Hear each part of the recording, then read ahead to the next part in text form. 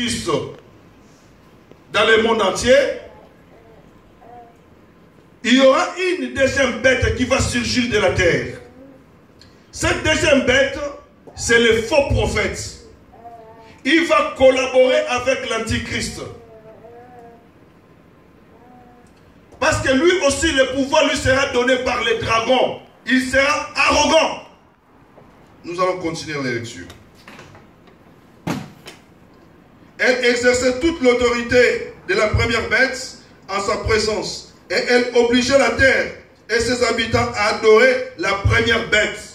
Maintenant, la deuxième bête, c'est lui qui va obliger les gens à adorer, à continuer à adorer la première bête. Bien qu'on l'a déjà découvert que celui-ci n'est pas le Messie, il est antichrist. Mais la deuxième bête viendra pour obliger les gens. Bien que vos yeux soient ouverts pour comprendre que celui-ci est antichrist.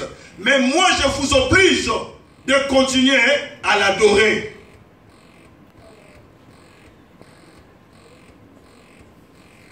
Dont la blessure mortelle avait été guérie. Elle opérait des grands prodiges. Donc, les faux prophètes, la deuxième bête. Elle opérait des grands prodiges jusqu'à faire descendre du feu du ciel sur la terre à la vie des hommes. Alléluia. Amen. Ce faux prophète va continuer à prêcher et à convaincre les gens à continuer à adorer l'Antichrist.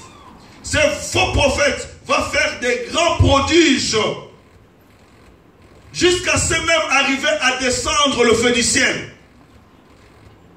C'est ce que la Bible nous dit. À la vie de tous les hommes. Et elle séduisait les habitants de la terre par les prodiges qui lui étaient donnés d'opérer en présence de la bête. Donc, pour ceux qui resteront, ce faux prophète viendra avec une fausse doctrine, avec de faux miracles. Il convaincra les habitants qui resteront sur la terre pendant cette période de 7 ans, pendant que l'Église sera dans les airs avec le Seigneur Jésus. Maintenant, cette deuxième bête sera comme les chefs religieux. C'est lui maintenant qui aura l'autorité sur toute la religion du monde. Il va commencer à imposer les gens sa religion et sa doctrine. Il va commencer à faire des miracles extraordinaires. Comme vous aimez des miracles, et vous allez les croire. Vous allez commencer à les suivre. Vous allez commencer à l'adorer.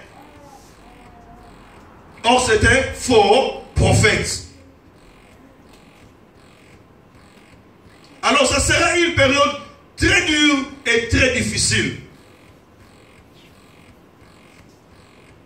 Alors, la simple tribulation va terminer à la première bête. Lorsque Israël va découvrir que celui-ci n'est pas le Messie, c'est là où va terminer la première tribulation ou la tribulation simple. Et lorsque la deuxième bête va surgir de la terre, c'est là où va commencer la deuxième tribulation ou la grande tribulation, parce que ça sera une période très difficile que celle qui venait de passer. Pour ne pas continuer la lecture à cause du temps. Alors, c'est ce faux prophète qui va collaborer avec la première bête, l'Antichrist. Et c'est elle aussi qui viendra avec la marque de la bête. Les 666. C'est le faux prophète ou cette deuxième bête qui viendra avec cette marque. Pour commencer à donner la valle, cacheter les gens qui resteront sur la terre. Parce que ces gens-là seront persuadés, seront convaincus de miracles que ces faux prophètes vont commencer à faire. Ils diront que Oyo penda utipa ya Nzambe, Papa Sakola Sala na yo bikabwa to mona Les gens seront convaincus. Et les faux prophètes vont commencer à cacheter les gens le marque ou la marque des 666. Alors, c'est lui qui va recevoir la marque de 666. Il aura l'opportunité d'aller partout où il veut, de vendre et d'acheter. D'aller au marché, d'aller au travail. Mais c'est lui qui va refuser la marque de la bête. La marque de la bête, c'est toujours dans Apocalypse 13. C'est lui qui va refuser la marque de la bête, c'est-à-dire les cachets qui leur seront donnés au bras droit ou bien sur le front, leur front. Celui-là n'aura pas l'opportunité ou la possibilité d'acheter ou de vendre. C'est-à-dire dans la maison de celui qui va refuser de prendre les cachets, il y aura la famine, n'est-ce pas? Il y aura la disette. Mais dans la maison de celui qui va accepter la marque de la bête, ces cachets-là, il y aura l'abondance. Ça sera un temps très difficile. C'est pourquoi moi je veux exhorter le peuple de Dieu.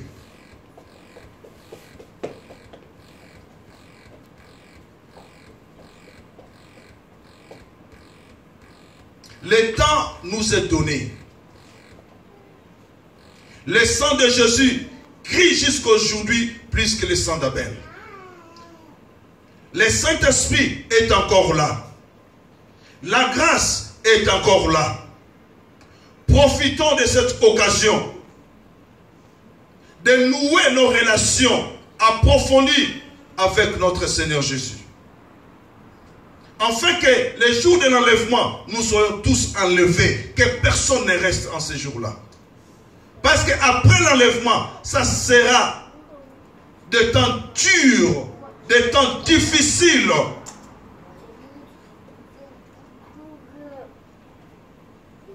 Alors, à celui maintenant qui va refuser la marque de la bête, les faux prophètes, tu vas continuer à te persuader, à te convaincre.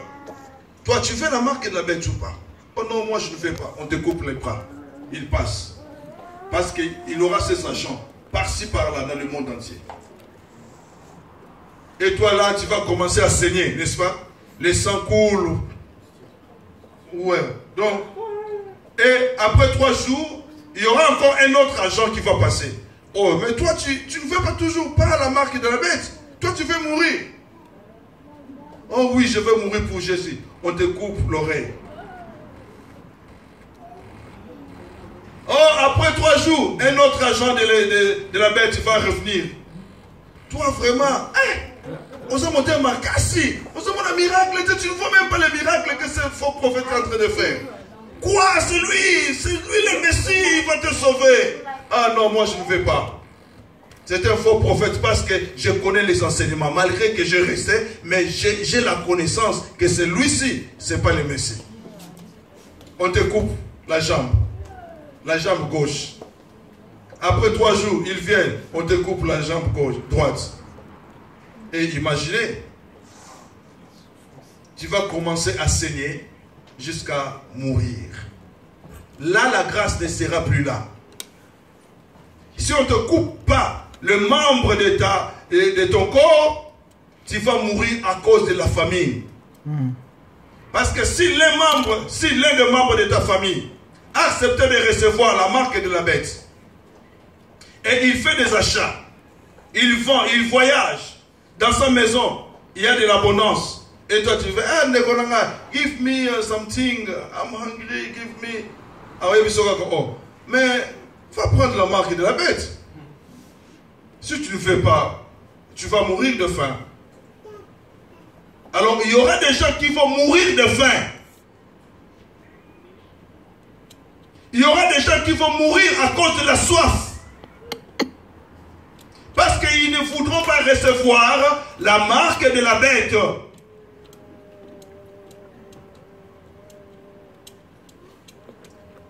Et cause comme grave.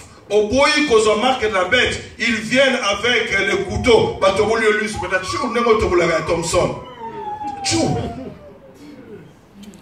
Tout cela pour te convaincre de recevoir, parce qu'eux aussi, ils ont l'objectif, n'est-ce pas, de peupler les royaumes.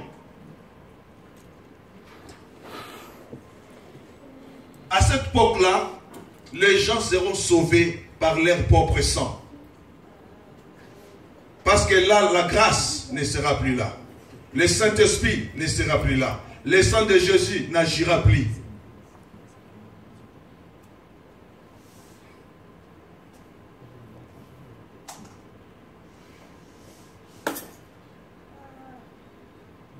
Qui veut participer dans cette période-là?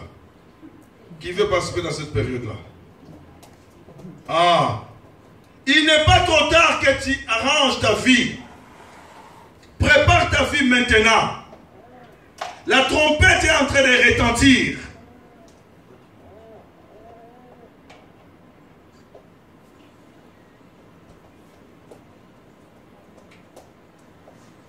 Recherchez la sanctification et la paix sans laquelle personne ne verra le Seigneur.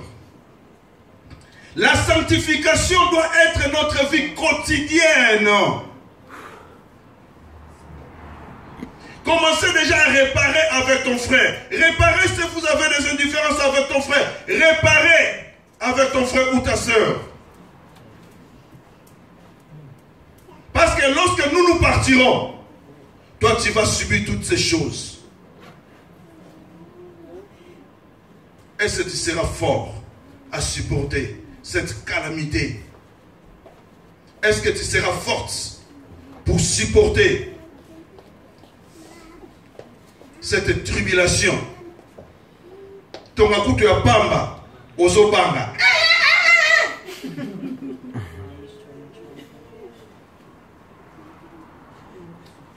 Bien-aimés dans le Seigneur, ce sont des choses sérieuses. Nous avertissons l'Église. Nous faisons notre travail. Même nous aussi, nous sommes des humains. Nous prêchons, nous vous prêchons, mais ça nous concerne aussi. Nous devons nous préparer pour échapper à cette période ici.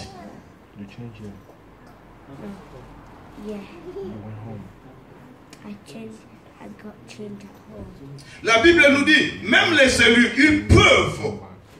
Ils peuvent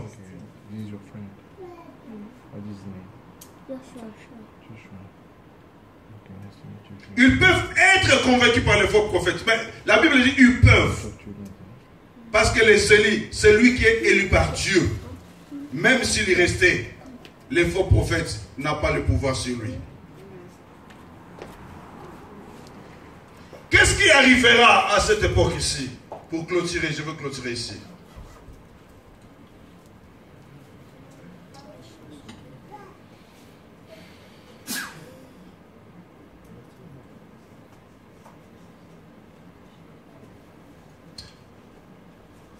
L'Antichrist va régner pendant 3 ans et demi, va faire son travail pendant 3 ans et demi. Après avoir échoué, il y aura une deuxième bête qui va surmonter de la terre. C'est lui qu'on appelle les faux prophètes, qui aura l'autorité et le pouvoir religieux. Il va travailler en connivence avec l'Antichrist pour séduire les gens pendant une période de 7 ans. Alléluia. Amen. Alléluia. Amen. Alors, qu'est-ce qui arrivera? L'Éternel, comme il y aura certaines personnes qui sont déjà élues avant la fondation du monde, le Seigneur ne permettra pas que ces élus puissent être séduits par l'Antichrist et les faux prophètes. Le Seigneur va intervenir pour empêcher et donner la force à ces élus de ne pas recevoir la marque de la bête. Vous voyez que le Seigneur est toujours bon. Celui qui est élu de Dieu, qui est prédestiné à entrer dans les royaumes de Dieu, il est toujours prédestiné. Personne ne peut t'égarer. Personne ne peut te faire reculer dans les choses de Dieu. Dieu va envoyer un esprit qu'on appelle les 2 oliviers et les 2 témoins. Nous pouvons lire dans Zacharie chapitre 12.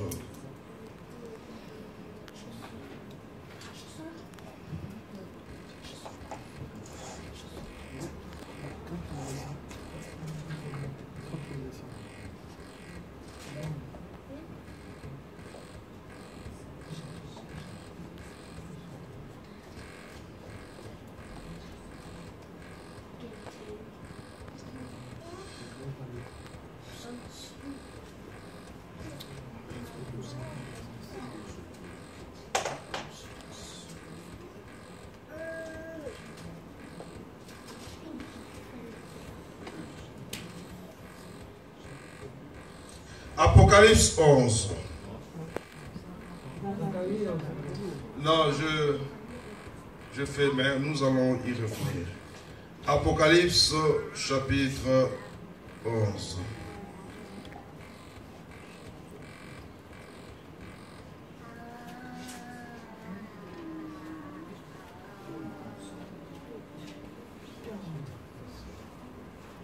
Ok, nous allons lire le verset 2 d'abord.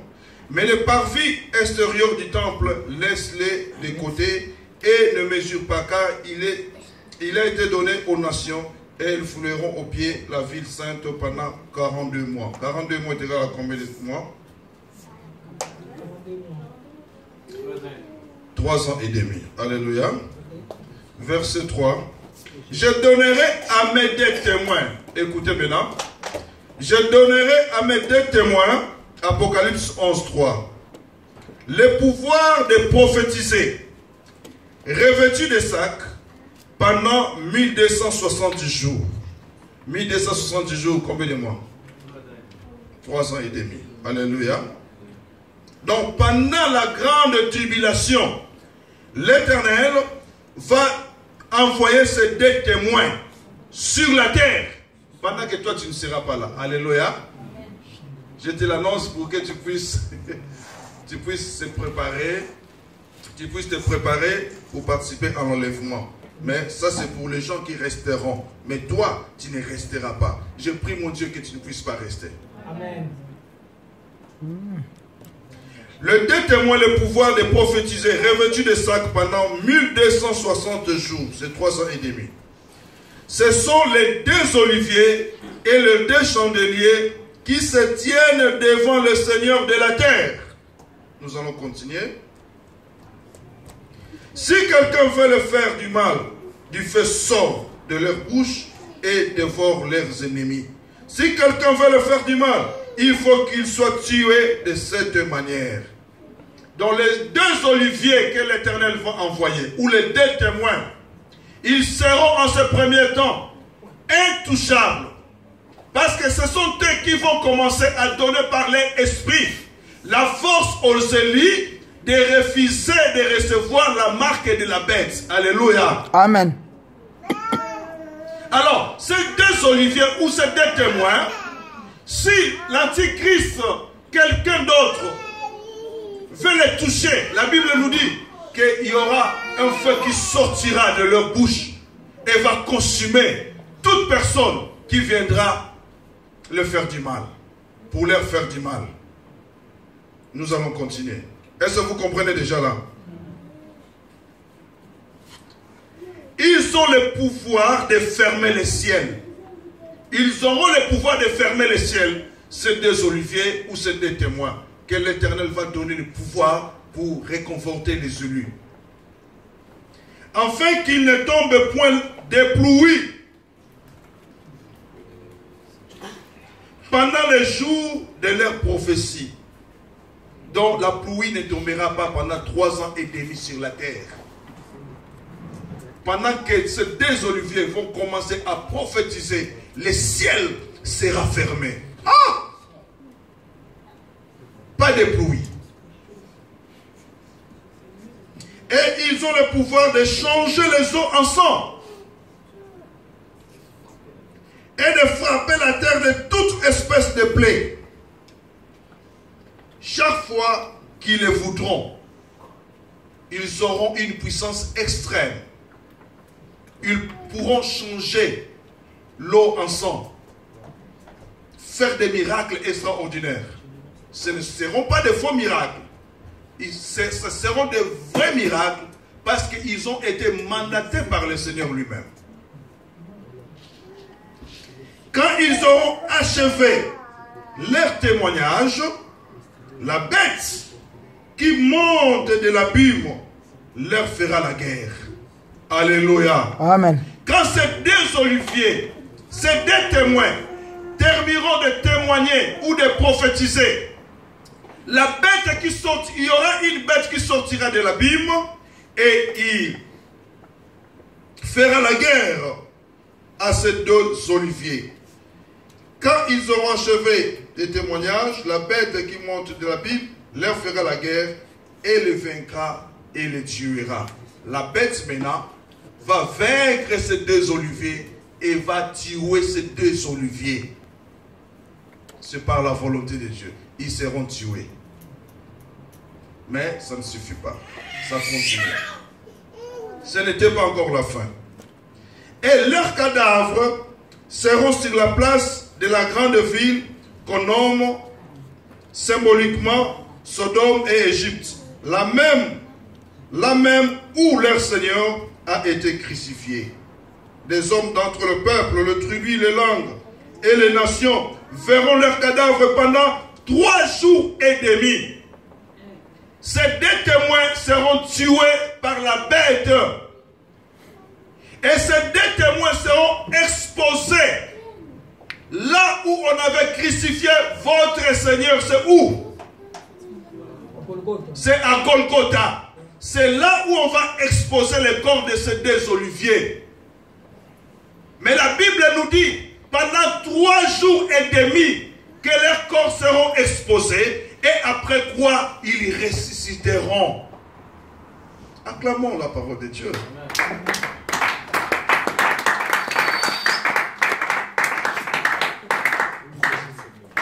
Ils verront leurs cadavres pendant 3 jours et demi. Et ils ne permettront pas que leurs cadavres soient mis dans les sépulcres. C'est-à-dire la bête ne permettra pas que les cadavres de ces deux oliviers soient mis dans les sépulcres, qu'ils soient enterrés. Non, ils seront toujours exposés là où a été crucifié votre Seigneur. Et à cause de, et à cause de, les habitants de la terre se réjouiront et seront dans l'allégresse.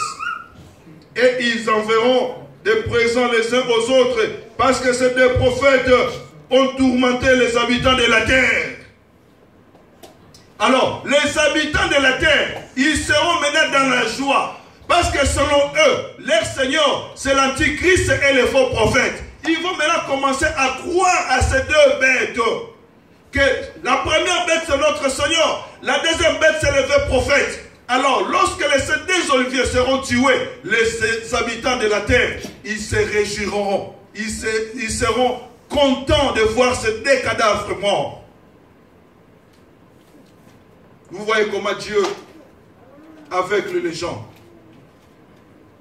Après les 3 jours et demi, un esprit de vie venant de Dieu entrant en